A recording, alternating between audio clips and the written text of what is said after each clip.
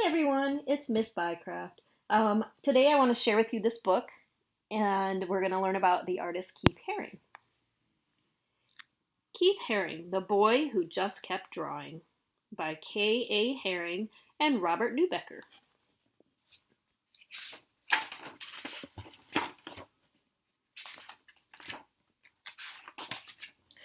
There was a boy named Keith. When he was little, his father taught him how to draw dogs and fish and funny things. His dad would draw a line, and then Keith would draw one. Soon the whole page would be full. From that time on, Keith never stopped drawing.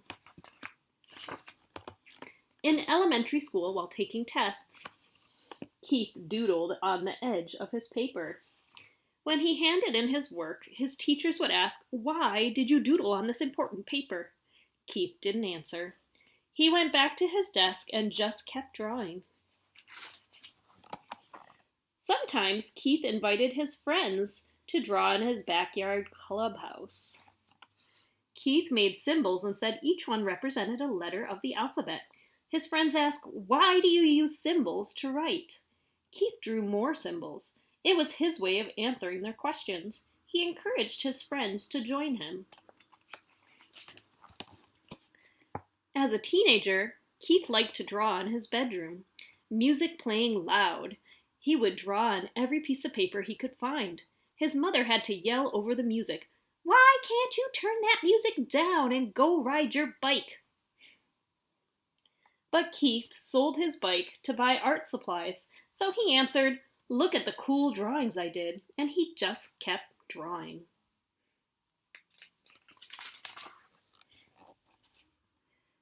When Keith was in high school, he won first prize for his art. A successful couple from town offered to buy his drawing. Keith said, "No, thank you. If you enjoy my art, you may hang it on your wall. No charge." He gave it to him for free. Keith's sisters were shocked. Didn't you take the money?" they asked. Keith shrugged. He just wanted to keep drawing. Keith graduated from high school and went to the big city of Pittsburgh to a school that would teach him about art. There were boys on the street trying something new, breakdancing. He liked the crazy shapes of their bodies as they turned and flipped on the ground. When the music played loud, Keith started drawing wiggly lines. His teachers asked him, "Why are you drawing pictures that look like scrambled bodies?" "That's not what we told you to draw." Keith knew how to draw. He just wanted to draw in different ways, and he kept drawing. Keith moved to the huge city of New York when he was 20, so he could draw with other artists. He started to draw all over the city, on walls, on sidewalks, and on paper that he hung on lampposts. His drawings were washed away by the rain and torn down by street cleaners. Other artists asked Keith, "Why do you draw in places where your pictures are erased?" Keith didn't hear them. He was searching for another wall so he could keep drawing. There he goes. You see all of his drawings on the walls?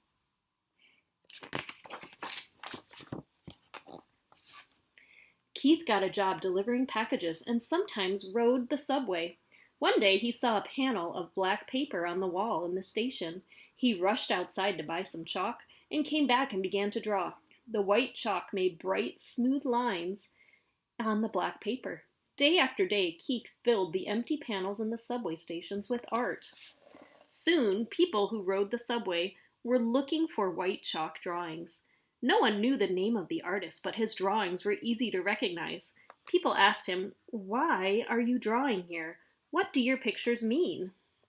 He said, "What do you see? You decide what they mean."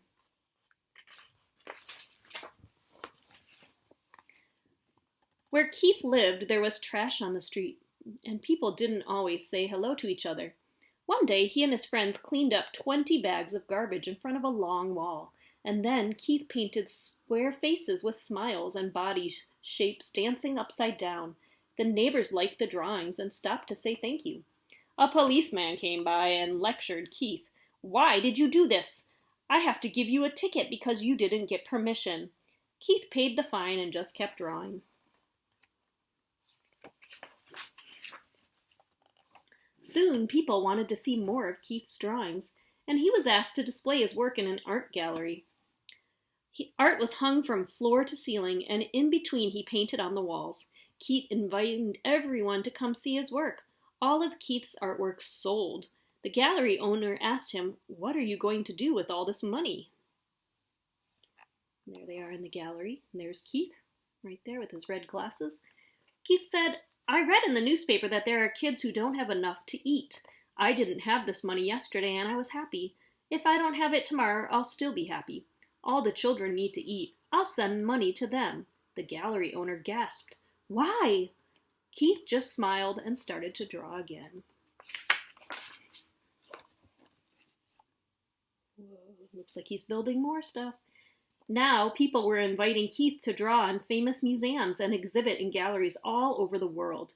He was proud that he had become a successful artist, but wherever he went, Keith insisted on painting a mural so everyone could enjoy his art, not just the people that had money to buy it. During a visit to Paris, France, Keith painted on the outside of a children's hospital, 6 stories high. There it is. Newspaper reporters came to take a picture and asked him, "Why did you paint at the hospital? Do you think it will make the sick children feel better?" Keith didn't have time to answer. He had to finish the painting. When the Statue of Liberty was 100 years old, Keith drew an outline of the famous statue on a large piece of vinyl fabric. He asked 900 kids to help him finish the drawing. Keith told them, "Draw anything, whatever you want. No one can say it's good or bad. It's yours." When the giant painting was displayed, people were amazed to see what Keith and the kids had made. But the art critics couldn't understand why a famous artist was drawing with kids. But, you know, Keith, he just kept drawing. Wow. Keith painted all over the world. He would draw on anything, anytime, anywhere. Wherever he went and whatever he did, he would not stop. He just kept drawing. Now everyone wanted to know, and together they shouted, "Why? Why do you draw all the time? Why do you give your artwork away? Why do you draw on buildings, on people, on clothing, on furniture, on subway walls, on cars, on skateboards, on walls that belong to no one, and on the things that will be thrown away? Why do you draw on everything?" Keith stopped drawing just for a moment and answered, "I draw all the time because there are so many spaces to fill. I give my drawings away to help make the world a better place. I draw everywhere because everyone needs art." And then Keith turned back to the street, took a piece of chalk from his pocket, and just kept drawing.